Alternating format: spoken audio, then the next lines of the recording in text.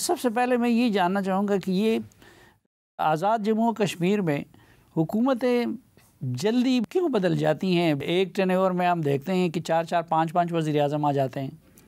شکریہ صافی صاحب۔ سب سے پہلے تو آپ کی بات درست ہے کہ آزاد کشمیر میں یہ ماضی میں بھی ایسا ہو چکا ہے کہ 2006 سے 2011 تک جو حکومت بنی تھی اس میں بھی 4 وزیر اعظم آئے تھے۔ جہاں یہ چیز شاید اس سے اچھا تصور نہیں کیا جاتا، لیکن دوسری طرف اسے آپ اس اینگل سے بھی دیکھ سکتے ہیں کہ یہ جمہوریت کی مضبوطی ہے کہ جو بھی تبدیلی آتی ہے وہ ود ان ہاؤس ہی آتی ہے۔ تو لیکن یہ اس بار چونکہ تھوڑی سی چیزیں مختلف تھیں، چونکہ پہلے جو ہمارے پرائم منسٹر بنے تھے یہ پی ٹی آئی کی حکومت بنی تھی، پھر پی ٹی آئی نے خود ہی اپنے پرائم منسٹر کو اتارا عدم اعتماد کر کے، پھر دوسرے جو پرائم منسٹر تھے ان کے خلاف کورٹ نے فیصلہ کیا، تو پھر وہ ہمارے تیسرے پرائم منسٹر آئے۔ تو یہ جو حکومت ہے یہ خالصتاً پاکستان پیپلز پارٹی نے ایک پولیٹیکل حکومت بنائی ہے، تو یقیناً سیاست میں شاید اسے یہ حکومت ہارس ٹریڈنگ سے نہیں بنی ہے؟ نہیں سر، یہ ہارس ٹریڈنگ سے نہ پہلے بنی نہ بنی تھی۔ بیسکلی کشمیر کی سیاست کے جو ڈائنامکس ہیں وہ کافی مختلف ہے، وہاں ٹرائبل پالیٹکس ہے۔ میں اگر ایک ٹرائب کی نمائندگی کرتا ہوں، ایک میری کانسٹیچوئنسی ہے، ایک پارٹی کے ساتھ میں جڑا ہوا ہوں، جب میں وہ پارٹی چھوڑ کر یا اس پارٹی سے علیحدہ ہوں گا تو وہ کانسٹیچوئنسی خالی ہو جائے گی۔ تو کچھ ہمارے ساتھی تھے جو پاکستان پیپلز پارٹی کو چھوڑ کر جا چکے تھے، اور ان کی وجہ سے پچھلے 10 سالوں میں ہمارے وہ حلقے خالی تھے، اور پیپلز پارٹی بہت عرصے سے کوشش کر رہی تھی واپس ان لوگوں کو لانے کے لیے۔ تو اسی حکومت سازی کے دوران وہ لوگ واپس آ گئے، تو ہماری حکومت بن گئی۔ اچھا، تو کیا قصور تھا انوار الحق صاحب کا؟ کیا ان میں ایسی غلطی تھی کہ جو موجودہ سیٹ اپ میں نہیں ہوگی؟ ان کو کیوں ہٹایا گیا؟ دیکھیے، غلطی تو ہے یا نہیں یہ تو ایک دوسری ڈیبیٹ ہے، لیکن سب اس وقت جو ریاست میں جس طرح کے حالات بن چکے تھے اس میں پاکستان پیپلز پارٹی چونکہ اس حکومت کی جو پچھلی کولیشن تھی سب سے بڑی پارلیمانی جماعت تھی، یہ فیصلہ پیپلز پارٹی نے کیا کہ ہم اپنی انڈیپینڈنٹ حکومت بنائیں گے، چونکہ 8 ماہ بعد آزاد کشمیر میں الیکشن ہونے کو ہیں، اور جس طرح کی سیاسی صورتحال بن گئی تھی یہاں پر پورا سیاسی نظام ایریلیونٹ ہو گیا تھا، اور اس کی وجہ سے اگر یہ حکومت نہ بنائی جاتی تو جو ریاست کے سیاسی حالات بن چکے تھے تو میرے خیال میں کسی بھی سیاسی جماعت کے لیے الیکشن میں جانا اتنا آسان نہیں رہا تھا۔ تو یہ فیصلہ شاید پیپلز پارٹی کی قیادت نے کیا، اور یہ کوئی آسان فیصلہ نہیں تھا۔ ہمیں یہ بھی کہا گیا کہ یہ جو آپ فیصلہ کریں گے کل اس کو آپ کا خمیازہ بھی بھگتنا پڑ سکتا ہے، لیکن ہم نے یہ سوچا کہ کسی نے یہ کام کرنا ہے تو ہم نے یہ ذمہ داری اٹھائی ہے اور کوشش کر رہے ہیں کہ نہیں تو 8 ماہ ہیں، ان 8 ماہ میں آپ لوگوں کے ساتھ وہ نہیں ہو سکتا جو پی ڈی ایم کے ساتھ ہوا؟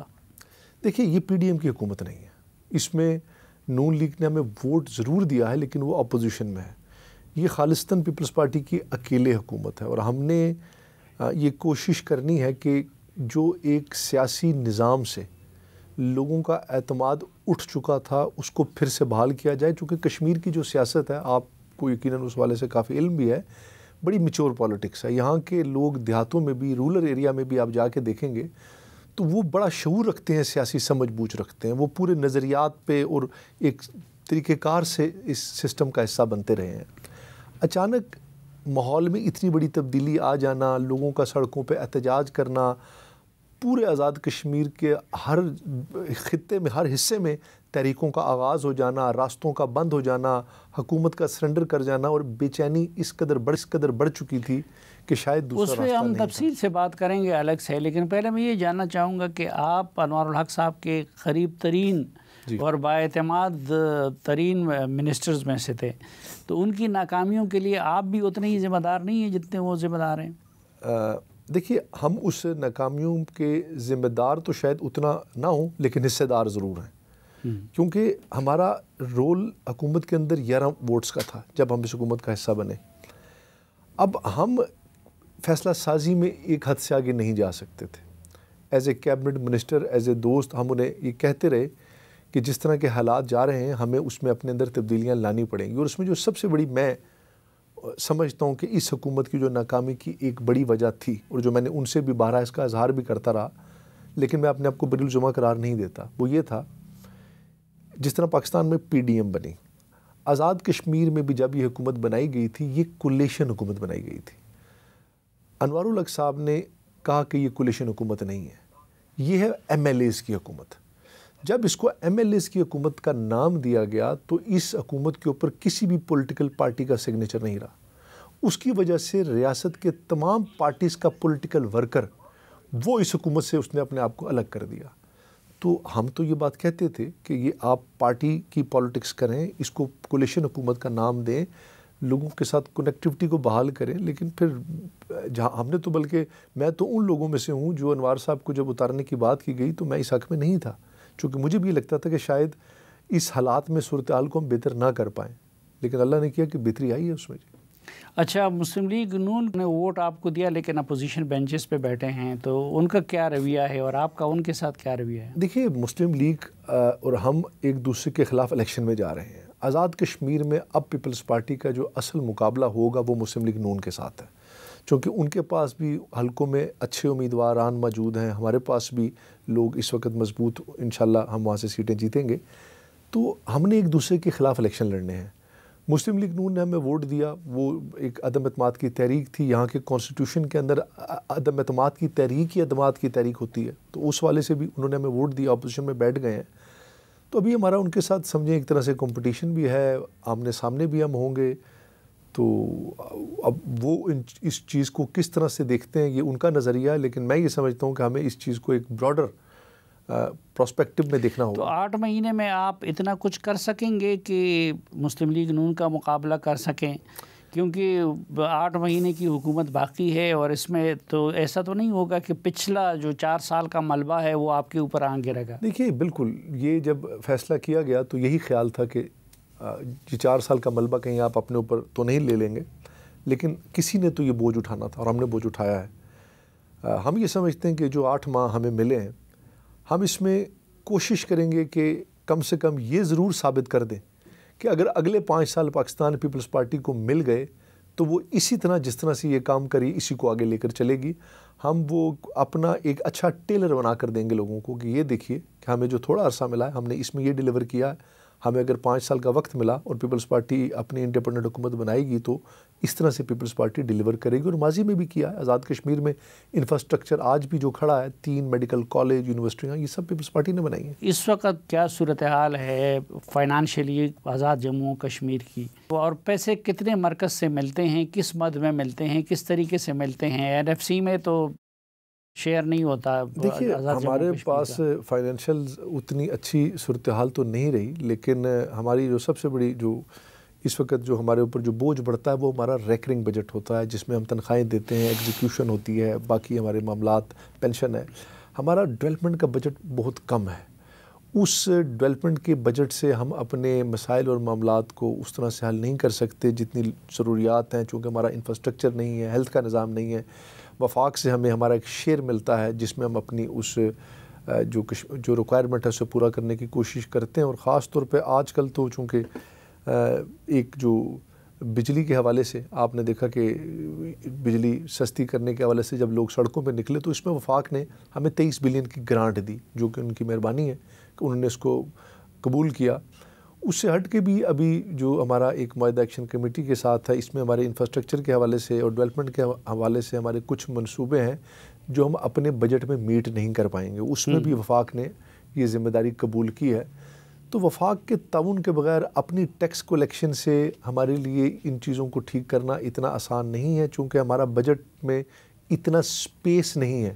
اچھا, وفاق اور کشمیر کے تعلق کے لیے ماضی میں ایک ادارہ تھا کشمیر کونسل, جی, اس کو ختم کر دیا گیا ہے. تو آپ کے والد صاحب بھی پرائم منسٹر رہے تھے, تو آپ کیا سمجھتے ہیں کہ وہ کشمیر کونسل کا خاتمہ اچھا قدم تھا یا کہ نہیں, اس کو بحال کرنا چاہیے؟ دیکھیے, کشمیر کونسل کا ایک رول تھا, وہ برج کرتا تھا ہمارے اس معاملات اور مسائل کو, لیکن بدقسمتی سے کہ وہ رول ایک منفی ڈائریکشن کی طرف جا رہا تھا. اور اس کی وجہ سے یہ ہوتا تھا کہ جو ہمارا بہت سارا پیسہ کشمیر کونسل میں ڈیولپمنٹ کے حوالے سے چلا جاتا تھا, اس کی جو ڈسٹریبیوشن ہوتی تھی وہ کوئی شفاف طریقے سے نہیں ہوتی تھی, خواہ کوئی بھی پارٹی ہو. کشمیریوں کے بڑے تحفظات تھے اس حوالے سے, اور وہ یہ سمجھتے تھے کہ یہ جو ادارہ قائم کیا گیا ہے یہ صرف اور صرف ہمیں کنٹرول کرنے کے لیے کیا گیا ہے. اس میں جو فنڈ کی یوٹیلائزیشن ہے اس میں کمیشن شامل ہے, اور بہت سارے ایسے لوپولز تھے جس کی بنیاد پر عوام کے اعتراضات تھے.